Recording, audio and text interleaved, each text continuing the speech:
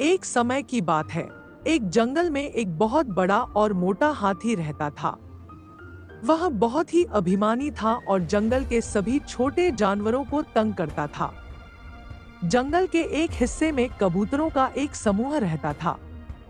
वे अपनी रोजमर्रा की जिंदगी में व्यस्त रहते थे और शांतिपूर्वक अपना जीवन बिता रहे थे।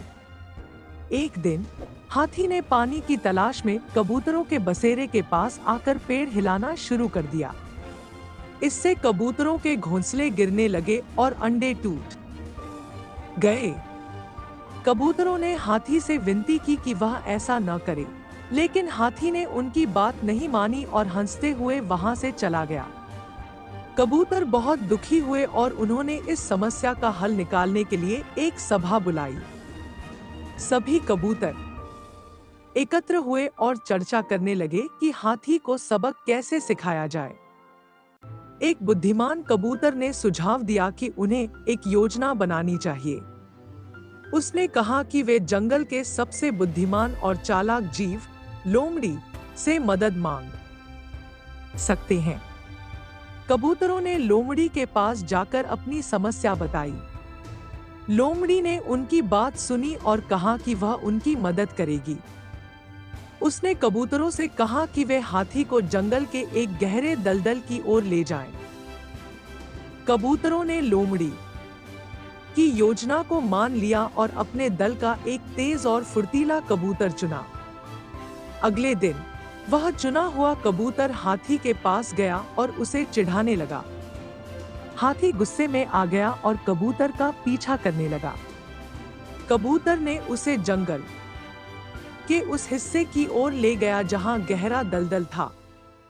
कबूतर ने बड़ी चालाकी से हाथी को दलदल की तरफ ले जाकर खुद उड़ गया। गुस्से में भरा हाथी कबूतर को पकड़ने की कोशिश में दलदल में फंस गया। जब हाथी को अपनी गलती का एहसास हुआ, तब तक बहुत देर हो चुकी थी। वह दलदल में धीरे धीरे धंसता चला गया और अपनी जान गंवा बैठा। कबूतरों ने खुशी मनाई और लोमड़ी का धन्यवाद किया। इस तरह बुद्धिमानी और एकता से कबूतरों ने हाथी के अभिमान और अत्याचार को समाप्त कर दिया और फिर से शांति से जीवन बिताने लगे। इस कहानी से यह सीखने को मिलता है कि चाहे कोई कितना भी बलवान क्यों न हो, बुद्धिमानी और एकता से किसी भी समस्या का हल निकाला जा सकता है। चतुर कबूतर की बुद्धिमानी और उसकी योजना की सफलता के बाद जंगल में सभी जानवरों ने राहत की सांस ली।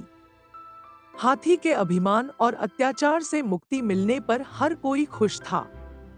लेकिन कहानी यहीं खत्म नहीं होती। कुछ समय बाद जंगल में एक नया संकट आया।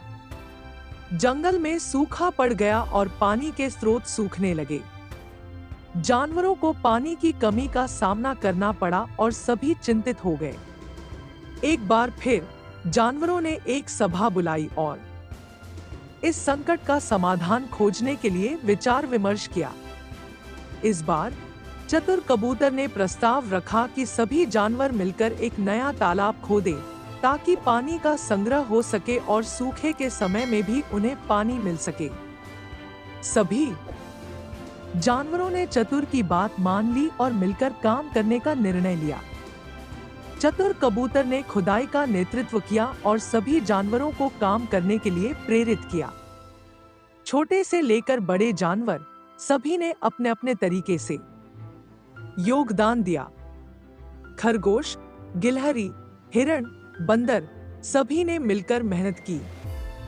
सबसे बड़ा योगदान हाथी के पुराने मित्र एक और हाथी ने दिया, जिसने अपनी ताकत से खुदाई का बड़ा हिस्सा पूरा किया।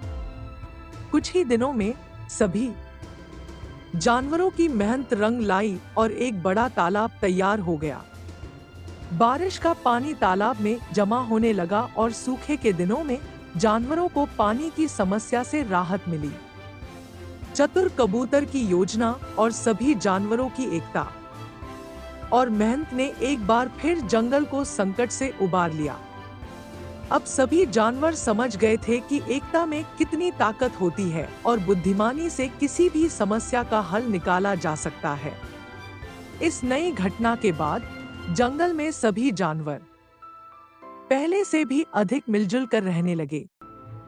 वे एक दूसरे की मदद करने और समस्याओं का समाधान मिलकर निकालने में विश्वास करने लगे।